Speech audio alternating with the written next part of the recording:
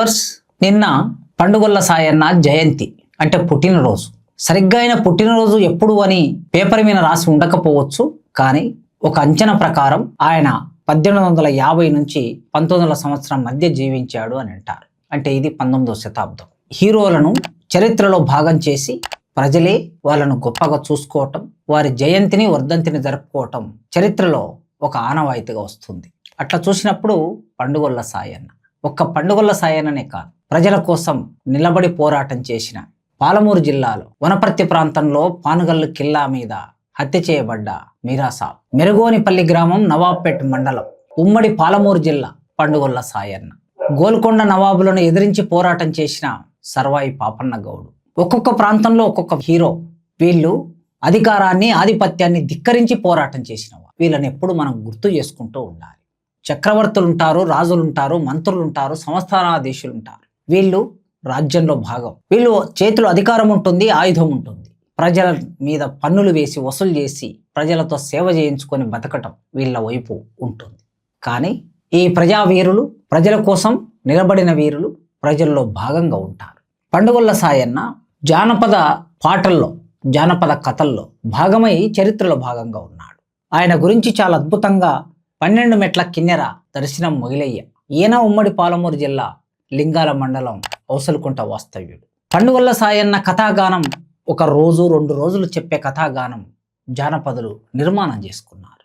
కనుక ఆయనను ఎన్ని రకాలుగా చరిత్రలో భాగం కాకుండా లేకుండా చేయాలని ప్రయత్నం చేసిన ప్రజల నాలుకల్లో జీవించి ఉన్నారు. జాషువా అన్నట్లు, రాజు మరణించెనొక తార రాలిపోయి, సుకవి మరణించెనొక తార గగనమెక్కి, రాజు జీవించే రాతి విగ్రహములందు సుకవి జీవించే ప్రజల నాలుకల ఎందు అని అంటారు కదా.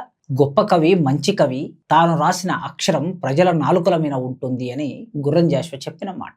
పండుగొల్ల సాయన్న కవి కాదు, కానీ ఆయన చరిత్ర ప్రజల నాలుకల్లో పాటగా మారి జీవించి ఉన్నాడు.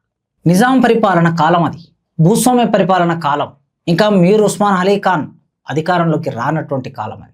భూస్వాములు, దోపిడీదారులు ముఠాలుగా ఏర్పడి ప్రజల మీద దాడులు చేసి, ప్రజల ఆస్తులను ధ్వంసం చేసి, దోపిడీ చేసి, వాళ్ళ మీద విపరీతమైన పన్నులు విధించి వెట్టి చాకరీ చేయించుకునే కాలం అది. అలాంటి కాలంలో ఈ ప్రజలకు ఆధారం ఎవరు? ప్రజల వైపు మాట్లాడడానికి, నిలబడడానికి ఏ ఆధారం దొరుకుతుంది, ఏ వెలుగు కనిపిస్తుందని ఎదురు చూస్తున్నప్పుడు పండుగొల్ల సాయన్న పుట్టాడు. ఆయన శారీరకంగా చూస్తే చాలా బలిష్టంగా ఉన్న శరీరం కలిగిన వాడు. ఒకేసారి 20 కేజీల ఒక గుండును ఎత్తి పడేయగలిగిన శక్తిమంతుడు. ఒక చేయితో, అంటే 20 కేజీల గుండును పడేయటం అంటే ఒక చేయితో పడేయటం అని. ఎద్దుల బండి ఉంటుంది కదా, ఎద్దుల బండిని లేపి అవతల పెట్టగలిగిన సామర్థ్యం ఉన్నవాడు. ఏకకాలంలో 12 మంది శత్రువులతో తలపడి విజయం సాధించగలిగే శక్తిమంతుడు. కనుక పండుగొల్ల సాయన్నను జయించటం అనేది సాధ్యమయ్యే పని కాదు. భూస్వాముల ఆగడాలు పెరిగిపోతున్నప్పుడు వాళ్ళని నిలవరించడం కోసం ఆయన ఒక దళాన్ని ఏర్పాటు చేసుకొని సామాన్య ప్రజలకి అండగా నిలబడ్డాడు. అది నచ్చలేదు, భూస్వాములకు నచ్చలేదు, నైజాం ప్రభువుకు నచ్చలేదు గనక వివిధ రకాలుగా ఆయన మీద దాడి చేయాలని ప్రయత్నం చేసి విఫలమై చివరికి ఆయనను అరెస్ట్ చేసి జైల్లో పెట్టినప్పుడు ప్రజలు ఊరుకుంటారా? ప్రజల కోసం తమ జీవితాన్ని అంకితం చేయాలనుకున్న వాళ్ళ గురించి ప్రజలు ఊరుకోరు కదా, వారిని విడిపించుకోవడానికి ప్రయత్నం చేస్తారు. అట్లా వనపర్తి సంస్థానంలో భాగంగా ఉన్న పాలమూరు, నవాబ్పేట్ ఆ ప్రాంతంలో ప్రజలందరూ వెళ్ళి ఆ వనపర్తి సంస్థానానికి రాణి శంకరమ్మ దగ్గరికి వెళ్ళి పండుగొల్ల సాయన్నని విడిపించమని, నైజాం ప్రభుత్వంతో మాట్లాడమని ఒత్తిడి చేశారు. అట్లా ఒత్తిడి చేసి ఆయన విడిపించబడిన తర్వాత భూస్వాములు, ఇతడు బతికుంటే మన ఆటలు చెల్లవని, ఇతడు జీవించి ఉంటే మన ఆగడాలకు, అన్యాయాలకి అడ్డుపడుతుందని, ప్రజలకి ఒక బలమైన నాయకుడుగా ఉన్నాడని, ఎట్లయినా అతన్ని అంతమొందించాలని ఆలోచించి దాడి చేసి, కుట్ర చేసి అన్యాయంగా పండుగొల్ల సాయన్నని చంపేశారు. కానీ పండుగొల్ల సాయన్న చనిపోయిన తర్వాత ఆయన మీద ఏ ముద్ర వేశారు పాలకులు? దొంగ అని ముద్ర వేశారు, దోపిడిదారుడని ముద్ర వేశారు. కానీ ప్రజలు ఏం వాడుకున్నారో తెలుసా? ఉన్నొళ్ళను కొట్టిండు, లేనొళ్లకు పెట్టిండు, పాపాత్ముడు కాదన్నా పండుగొల్ల సాయన్న.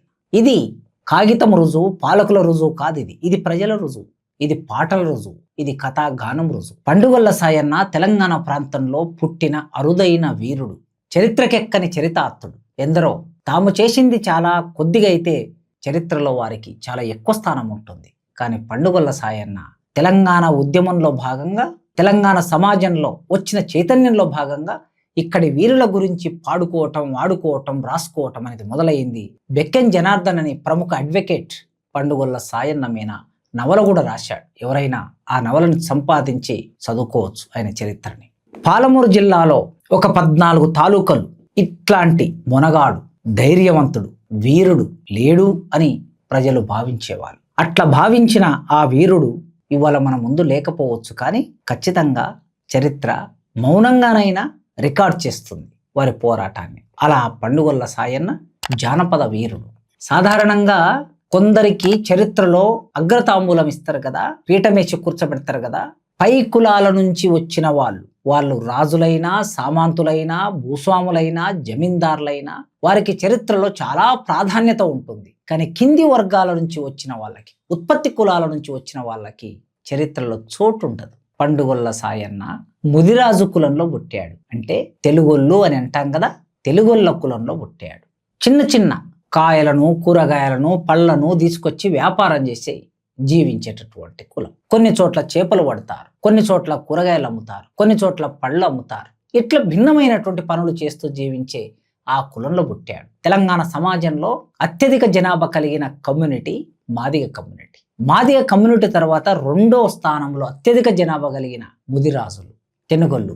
వాళ్ళకి ఆ కులం నుంచి ఒక వీరుడు ఉన్నందుకు ఆ కులం అంతా గర్వించదగింది. రాజ్యాధికారంలోకి రావాలంటే ఎవరైనా ఎట్లా వస్తారు? రాజ్యాధికారంలో రాజ్యం కావాలని ఆకాంక్ష ఉన్నప్పుడే వస్తారు, ఆ చైతన్యం ఉన్నప్పుడే వస్తారు. రాజ్యం కావాలని ఆకాంక్ష ఎట్లా పెరుగుతుంది అంటే అది సంస్కృతిలో భాగం, జీవితంలో భాగంగా రావాలి. అలా తమ జీవితంలో, తమ కులంలో ఒకానొకప్పుడు నైజాము, భూస్వాములను ఎదిరించిన ఒక వీరుడు ఉన్నాడు అనేది ఒక ఆత్మస్థైర్యాన్ని ఇస్తుంది. అలాంటి వీరుడు ముదిరాజులకు ఉన్నందుకు రాజ్యాధికారం వైపు ప్రయాణం చేయడానికి అంతటి వీరుణ్ణి ఆదర్శంగా తీసుకోవాల్సిన అవసరం ఉన్నది.